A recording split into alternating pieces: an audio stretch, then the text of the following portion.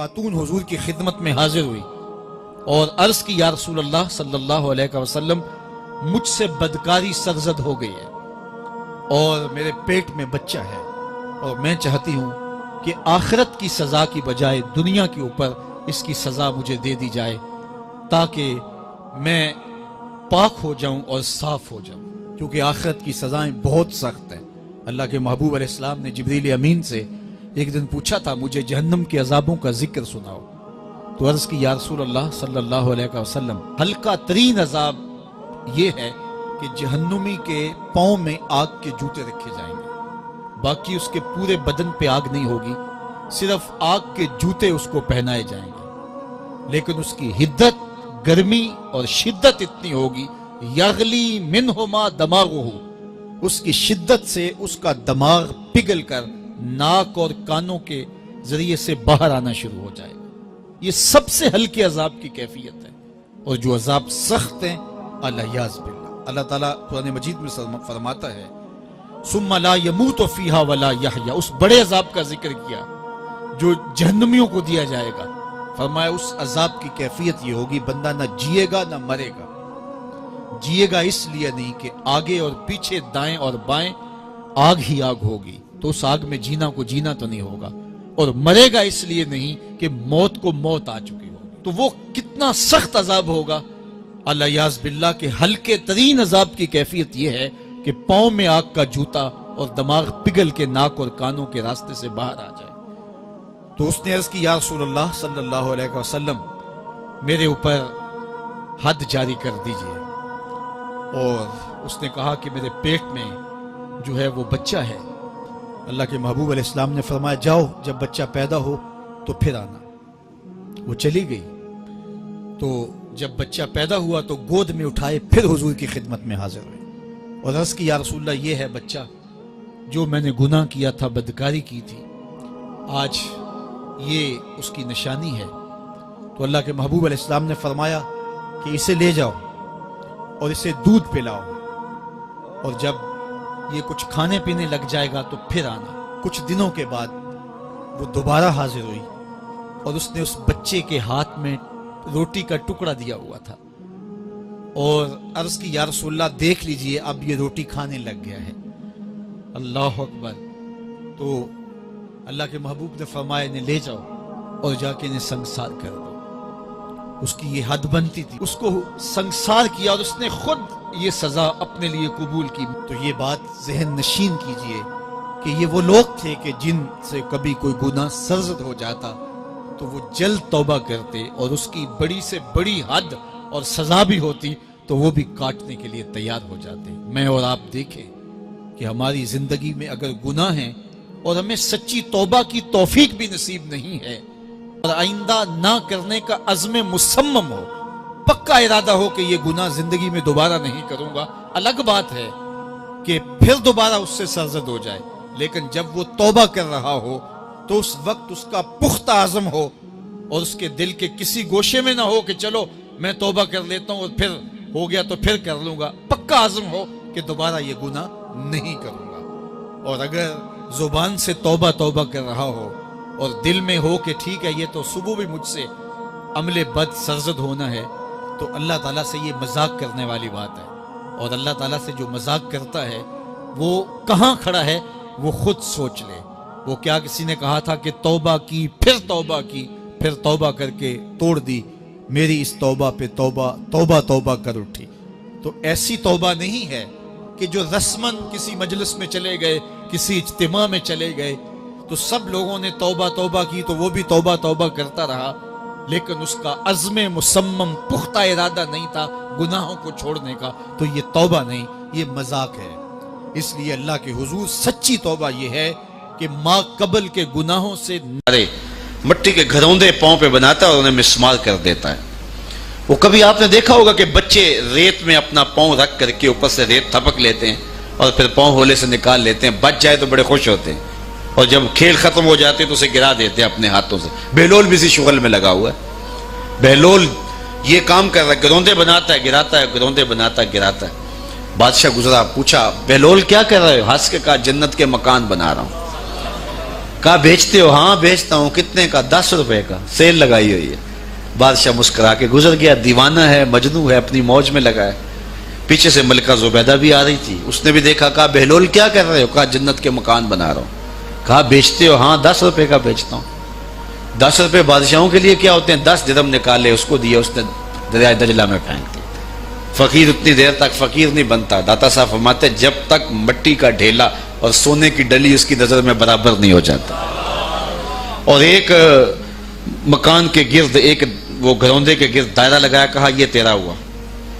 ملکہ گزر گئی. بادشاہ بھی چلا گیا. شام کو اپنے محل میں پہنچے.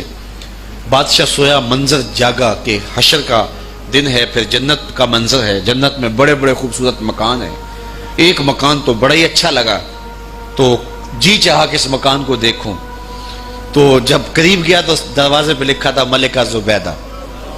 شوق سے آگے بڑھا تو دربان نے روک دیا. کہا یہ ملکہ کا ہے. کہا وہ میری ہی ملکہ ہے. کہا دنیا کے ضابطے اور ہیں، آخرت کے ضابطے اور ہیں.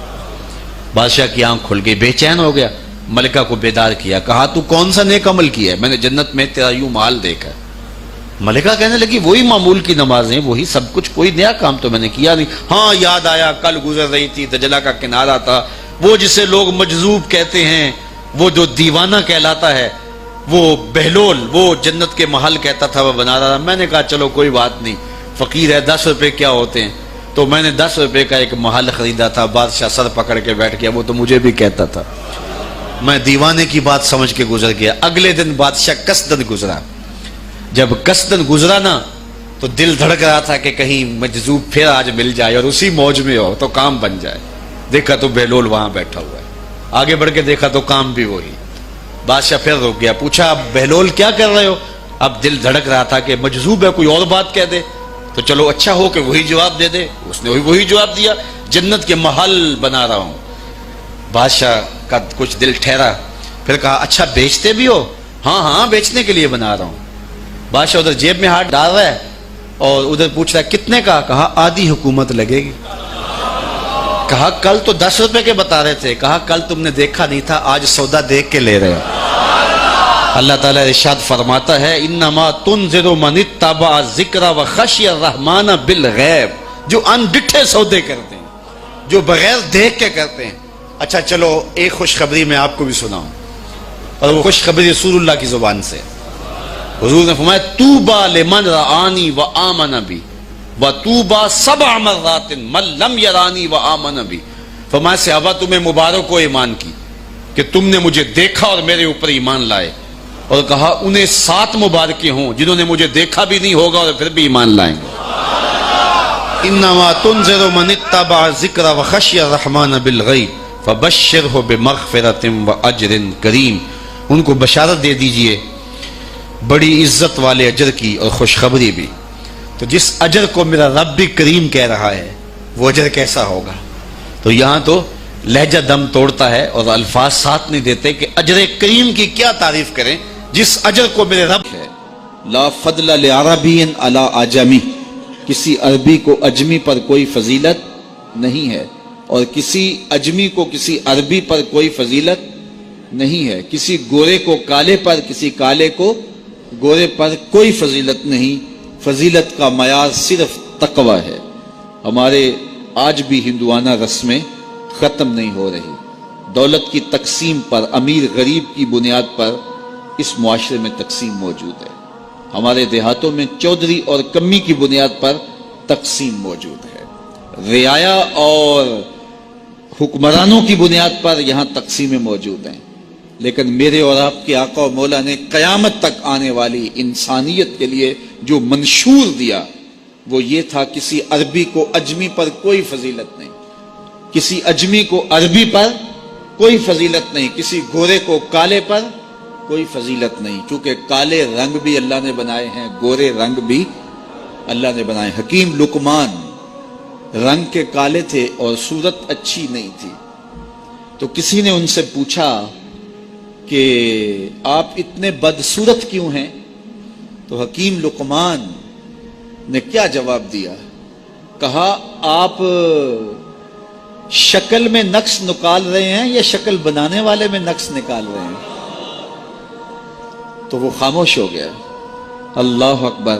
تو یہ اللہ نے بنایا ہے نا, اس نے کانٹا بھی اس نے پیدا کیا ہے, پھول بھی اس نے پیدا کیا ہے, چہروں کی رنگت اس نے بنائی ہے, کسی میں کوئی رنگ بھر دیا, کسی نے کوئی رنگ بھر دیا. تو رنگوں کی بنیاد پر, نسب کی بنیاد پر کوئی افضل, کوئی اشرف, کوئی اعلیٰ, کوئی بد, یہ نہیں ہے, بلکہ معیار جو دیا گیا وہ کیا تھا؟ تقوی. ان اکرمکم عند اللہ اتقاکم, جو زیادہ متقی ہے اللہ کے نزدیک وہی معزز ہے, وہی معتبر ہے. پھر حضور علیہ الصلوۃ والسلام نے عورتوں کے بارے میں تاکید کی کہ وہ تمہاری زیر دست ہیں, ان کی ملک کچھ نہیں ہوتا اور کمزور ہیں, ان کے بارے اللہ سے ڈرنا. اور حضور نے ان کے ساتھ حسن سلوک کرنے کی وصیت کی. پھر غلاموں کے ساتھ حسن سلوک کرنے کا حضور نے درس دیا کہ جو خود کھاتے ہو وہ انہیں کھلاؤ, جو خود پیتے ہو انہیں پلاؤ, جو خود پہنتے ہو انہیں پہناؤ. بعض لوگ ملازم کو, ماتحت کو جو ہیں وہ ہلکے کپڑوں میں کسن رکھتے ہیں تاکہ پتہ چل جائے کہ یہ غلام ہے, یہ ملازم ہے اور ہم باس ہیں. حضور علیہ الصلوۃ والسلام نے ان 3 چیزوں کی تاکید کی. پھر حضور نے ہمسایوں کے حقوق کے حوالے سے بات کی, اور صحابہ فرماتے ہیں کہ اتنی بار حضور نے تاکید کی کہ ہمیں یہ گمان ہوا کہیں وراثت کے اندر حقدار نہ ٹھہرا دیا جائے. تو ہمسایوں کے حقوق کے حوالے سے حضور نے تاکید ارشاد فرمائی. پھر حضور نے 3 باتوں کی تاکید فرمائی. پہلی بات, عمل میں اخلاص پیدا کرو, چونکہ عمل کا خلوص ہی قبولیت کا سبب و ذریعہ ہے. اگر عمل میں خلوص نہیں تو کچھ بھی پلے نہیں ہے. دوسری بات, حاکموں کو وصیت کرنا, جو بادشاہ وقت ہوں, حاکم ہوں, ان کو خیر کی بات کہنا, ان کو بتانا, ان کا قبلہ درست کرنے کی کوشش کرنا, یہ ذمہ داری ہے قوم کے اوپر. تیسری بات کی حضور نے یہ وصیت فرمائی, لزوم و جماعت المسلمین, مسلمانوں کی جماعت سے الگ نہ ہونا, الگ الگ ٹولیوں میں نہ بٹنا, لابیاں نہ بنانا, گروہ بندیاں نہ کرنا, جماعت کے ساتھ جڑ کے رہنا, فرقہ بندی سے بچنا اور جماعت وحدہ کا ساتھ دینا. حضور نے فرمائی, تابعوا السواد الاعظم فإنہ من شذ شذ فی النار, جو بڑی جماعت ہے, سواد اعظم ہے, ان کے ساتھ رہنا, جو ان سے بچھڑ گیا وہ جہنم میں ڈالا جائے گا. در ماہی دا چھوڑی ناہی, نہیں تے ہو جاویں گا روگی, جیڑی بکری اجڑوں وچھڑی او بگیاڑا جوگی. اس لیے لزوم و جماعت المسلمین, مسلمانوں کی جماعت کے ساتھ قائم رہنا. پھر حضور علیہ الصلوۃ والسلام نے فرمایا, اے امت مسلمہ, میں تمہیں لاوارث نہیں چھوڑ کے جا رہا, میں تمہارے اندر 2 بھاری چیزیں چھوڑ کے جا رہا ہوں, اور اگر تم ان کو مضبوطی سے تھام لو گے, میں ضمانت دیتا ہوں تم کبھی بھی گمراہ نہیں ہوگے. ایک اللہ کی